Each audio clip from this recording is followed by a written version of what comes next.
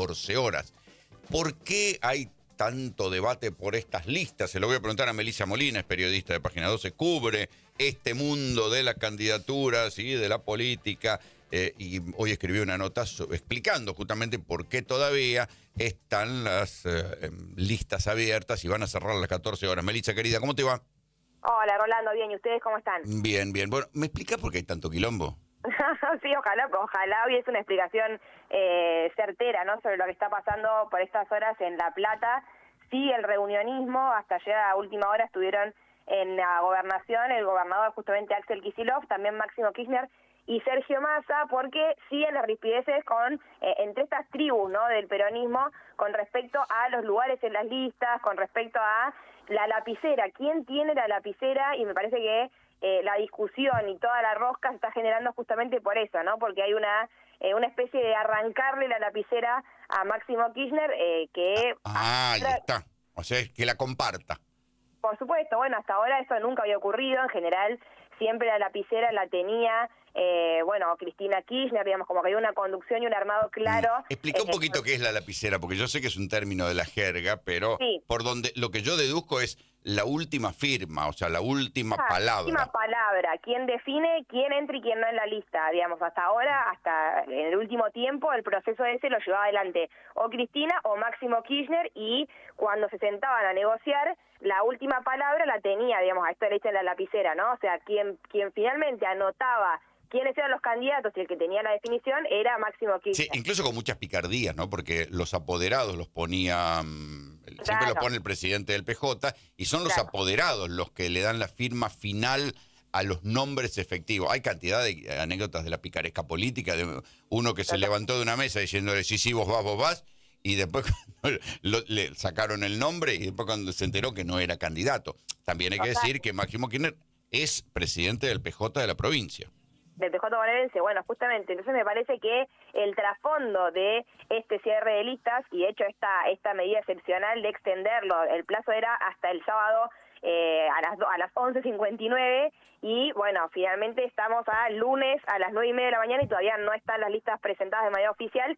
Van a tener hasta las 14, por esto que decís, bueno, esta excusa perfecta del corte de luz que hubo en La Plata justo cuando estaban cargando los partidos políticos las listas, y le permitió al peronismo esta prórroga. Por supuesto, también fue criticado, ¿no?, desde La Libertad Avanza. Claro, pero a ver, eso te iba a preguntar. Sí. Tanto quilombo por el corte de luz, porque no es que sea el corte de luz en un escrutinio y que iba ganando alguien y después apareció perdiendo. Esto es una presentación. Fue una especie de milagro que le permitió al peronismo seguir rosqueando, ¿no? O sea, porque no estaba nada cerrado. Porque además la empresa de luz es una empresa privatizada, que no está precisamente en manos de amigos del peronismo, sino de la empresa de luz de La Plata. Sí, no fue la fuerza del cielo. Si fuese La Libertad Avanza, diría que fueron la fuerza del cielo. Claro. Un milagro que le permitió al peronismo seguir discutiendo, pero bueno, me parece que lo que decíamos recién y lo que me preguntabas, un poco la clave de este cierre de listas y por el cual estamos todos tan atentos a lo que pasa en el peronismo, es eso, ¿no? O sea, es la disputa por quién tiene la última palabra, y la figura de Axel Kicillof con este movimiento Derecho al Futuro que va creciendo y que se le fue animando a Cristina Fernández de Kirchner, me parece que es el dato político que tenemos que prestarle atención, ¿no? ¿Sale fortalecido Axel de esta negociación? Y la discusión que hasta el momento, las últimas, 2 décadas, era entre 2 sectores, de pronto es de 3. Se sentó a la mesa, además de Sergio Massa, se sentó a la mesa Axel Kicillof y está pidiendo lugares, porque, a ver, lo que se está discutiendo acá es cómo va a estar conformado el Congreso, o sea, la legislatura provincial, quiénes van a ser los diputados y los senadores en la provincia de Buenos Aires, que hasta ahora era una provincia, la provincia de Buenos Aires, que no tenía el gobernador la mayoría. O sea, era una legislatura en la que la Cámpora y el Frente Renovador le copaban, digamos, todo al gobernador Axel Kicillof. No pasa eso en ninguna provincia. Claro, o sea, el gobernador no tenía legisladores que le respondieran, o casi no tenía legisladores. ¿Y los intendentes cómo juegan en este partido? Porque los intendentes tienen un peso propio, no sé, La Matanza, Almirante Brown, son municipios que te dan vuelta o no una elección. Sí, bueno, justamente ellos son los que están respaldando, muchos intendentes al movimiento de Derecho al Futuro, que es el de Kicillof, y está empujando, digamos, para que el gobernador tenga más representación en la legislatura bonaerense. A ver, lo que pasó, si querés te cuento un poco de la rosca, de lo que estaban discutiendo ayer a la noche. Cuente. se generaron también varios conflictos. El problema estaba, vieron que el sábado de la madrugada, cerca de las 3 de la madrugada, parecía como que habían llegado a un acuerdo y en la repartija habían quedado la primera y la tercera sección electoral, que son las más populosas, para el Movimiento de Derecho al Futuro. O sea, un triunfo del Movimiento de Derecho al Futuro de Axel. Bueno, las dos más importantes las encabezaban Verónica Magario, la vicegobernadora, la tercera, que es de La Matanza, y la primera, Gabriel Catopodis, también cercano al gobernador, o sea, del espacio del gobernador Axel Kicillof. Después el resto, creo que en la segunda también había alguien del Movimiento de Derecho al Futuro y el resto para la Cámpora. ¿Qué pasa? Ayer, a última hora, empezaron a confirmar mentira, a última hora no, al mediodía, empezaron a decir desde la gobernación que las candidaturas iban a ser testimoniales. A ver, la de Magario se suponía que sí, que iba a ser testimonial, no iba a dejar la vicegobernación, pero que también Catopodis, que recordemos es ministro de Obras Públicas en la provincia de Buenos Aires, no iba a dejar su cargo, sino que iba a ser una candidatura testimonial. Bueno, ¿qué pasa? Cuando dijeron esto, desde la Cámpora dijeron, bueno, entonces, en cuanto se vaya Catopodis, sube el segundo, digamos, suben todos un puesto, ¿no? O sea, los que asumen. En una buena elección entran 5 en esa sección electoral. Y en una mala 3. Bueno, entonces lo que dijo el Movimiento de Derecho al Futuro es, como Catopodis se va a ir y suben todos, danos el 5º lugar de la lista, ¿no? Ahora, pará. ¿Qué pasa? Sí. ¿Se están peleando por el 5º lugar?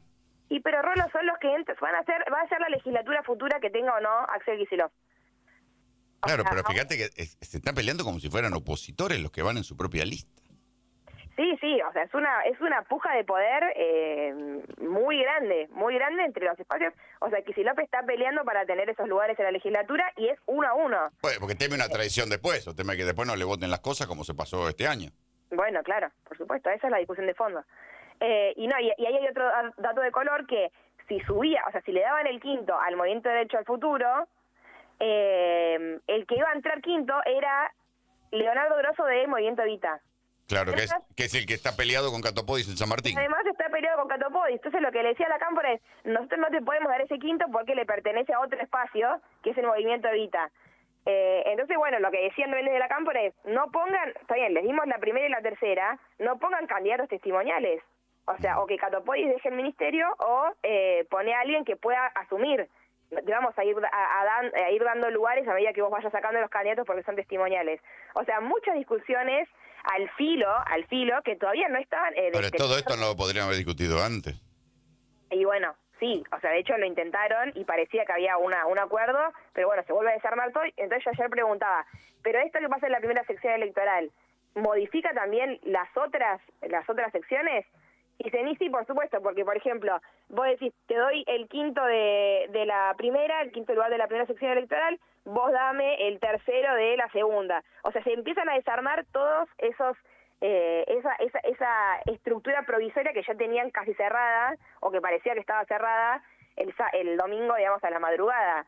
Bueno, horas muy calientes en el peronismo, siguen las reuniones, no creo que hasta las 14 tengamos nada certero o confirmado.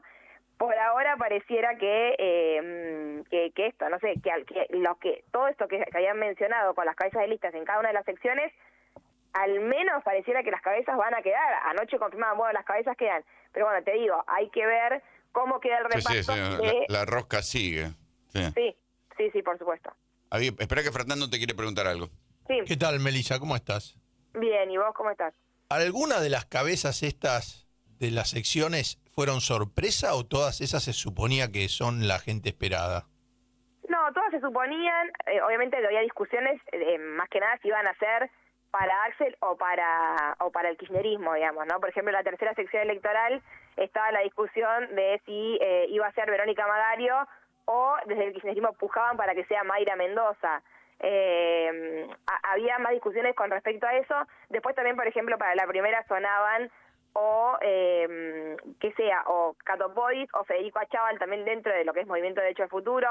En tal caso no iba a cambiar demasiado porque tampoco Achával iba a dejar su municipio, digamos, también iba a ser testimonial. O sea que esta discusión... Claro, el de Pilar. Claro, sí. ¿Y la Raberta ya estaba, eso sí, estaba confirmado? Sí, Raberta cuarta, quedó para la quinta, y bueno, sí, que había, ¿se acuerdan? La semana pasada hubo un encuentro de jubilados en el PJ, Cristina ya le había dado, o sea, como que, obviamente, ya... Eso me pareció la más inteligente de todas las candidaturas, la de Raberta, justamente si vas a discutir el tema jubilados, como fue la última titular del área en el gobierno anterior y tenían bastantes compensaciones cuando había inflación, me parece que va a servir, la van a poner de uno de los caballitos de batalla, ¿no? Sí, yo creo que también va a estar muy centrada la campaña. Bueno, después podemos discutir cómo va a ser la campaña, ¿no? Después de toda esta pelea interna en el peronismo, cómo va a ser la campaña con Kicillof al frente, ¿no? O sea, claro, porque en definitiva el que va a estar ahí va a ser Kicillof al frente. Vamos a cruzar de vereda. Notable lo que pasó en el cierre de lista de la Libertad Avanza, porque los de la Libertad Avanza se burlan de las peleas del peronismo, pero ellos tuvieron una masacre, enterraron a todos los de Santiago Caputo y el Gordo Dan. El Gordo Dan, que quería ser candidato en la tercera como cabeza de lista, después que se inmoló por Milei en sus tweets y todo esto, no le dieron ni un hueso. Tremendo. Ese es el dato político de la vereda del frente, ¿no? O sea, la Libertad Avanza. Una sola cosa quería agregar con respecto a lo que decían recién de los ejes de la campaña. Me parece que ahí sí, con la decisión de la Libertad Avanza de poner al ex comisario, ¿no? Bondarenko, como cabeza de la primera, también nos marca que el eje va a ser la seguridad, la inseguridad, claro, ¿no? Me parece que también más que el tema de los jubilados, la Libertad Avanza apuesta todo a discutir desde ese lado, ¿no? Desde el lado de la inseguridad, por eso puso a este ex comisario a encabezar la tercera sección electoral. Y me parece que también ahí lo que vos decías, Rolo, el dato es ese, que las listas las terminaron cerrando Karina con los Menem y Sebastián Pareja. O sea, ganó la pulseada esta que veníamos contando, digamos, de la discusión dentro del Triángulo de Hierro entre el sector de Santiago Caputo, las Fuerzas del Cielo y la Patrulla Digital versus Karina y los Menem y la parte territorial, ¿no? O sea, las fuerzas territoriales... Que terminaron apostando por los viejos políticos de la casta. Sí, total. O sea, los jóvenes, digamos, de la Patrulla Digital, de los que hablaban anticasta, todo, bueno, los terminó domando, en términos de ello, ¿no? Los terminó domando los Menem, la vieja política, la casta. Están perdiendo algunos, perdieron varios intendentes, ¿no? Que no les dijeron, a mí no me vas a inventar personajes que no existen en mi distrito, o tener que darle esa cantidad de candidaturas, era una cosa de loco, porque hay gente que no... Sí, la discusión ahí se dio esto, ¿no? O sea, había en paralelo de la Libertad Avanza había dos internas. Una con el PRO, o sea, con los intendentes del PRO, sobre todo los que responden a Jorge Macri, por ejemplo, con Soledad Martínez de Vicente López. Bueno, ahí se mataron hasta el último momento. Finalmente hubo un acuerdo con varios, o sea, varios se fueron y otros acordaron. Por ejemplo, Soledad Martínez finalmente va a ir con la Libertad Avanza y logró meter el 70%, porque, a ver, la discusión era esa. Ritondo, cuando anuncia este acuerdo con la Libertad Avanza, bastante complejo, porque lo saca el PRO del nombre, la boleta va a ser violeta, o sea, bastante complejo. Ritondo dice, yo me traigo a todos los intendentes del PRO. Sí, no se lo trae. Con el correr de las horas se empezaron a bajar porque decían que en las discusiones distritales los de Karina querían meterles a intendencias que gobernaba el PRO, querían meterle el 70% de los candidatos. Imagínate. Meli, te mando un abrazo, gracias. Un beso grande, hablamos. Melissa Molina, periodista política de Página 12. Estás en Splendid 990.